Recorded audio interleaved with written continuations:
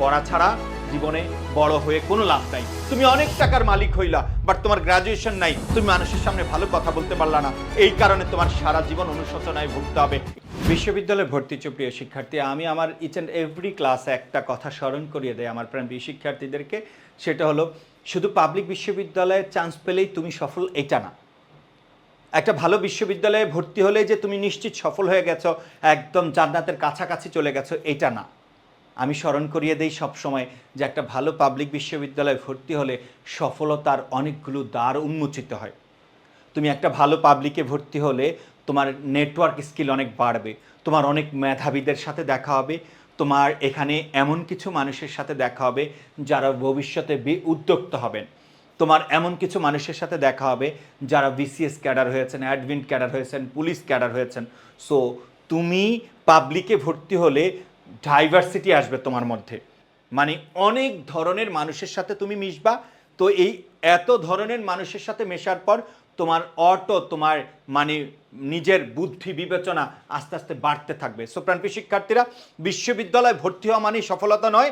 বিশ্ববিদ্যালয়ে ভর্তি হলে হাজারটা সফলতার রাস্তা তোমার সামনে উন্মুক্ত হবে।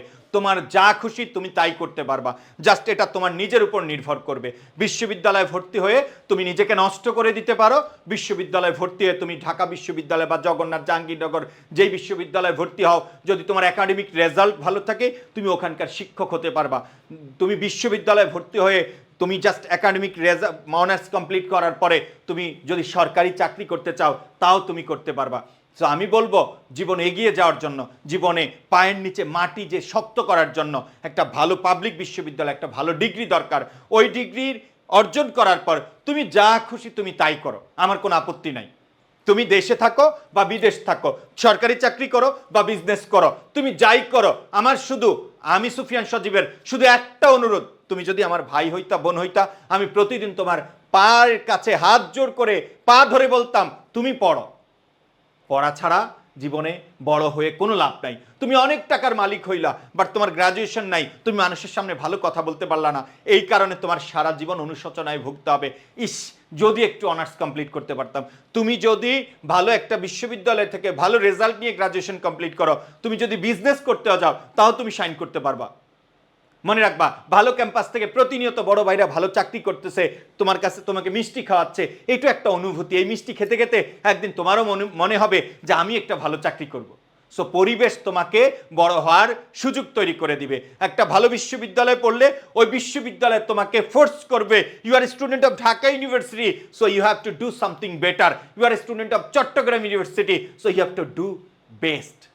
সো প্রাণপ্রিয় শিক্ষার্থীরা, ইউনিভার্সিটি একটা নদীর স্রোতের মতো, একটা ভালো জায়গা। এই জায়গায় পড়লে মানে তুমি একবার নষ্ট হয়ে গেল, বাট আবার নিজেকে সংশোধন করার সুযোগ পাবা।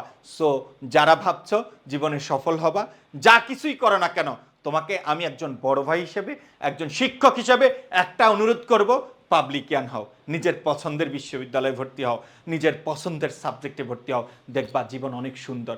নিজে ভালো থাকবা, পরিবারকে নিয়ে ভালো থাকবা।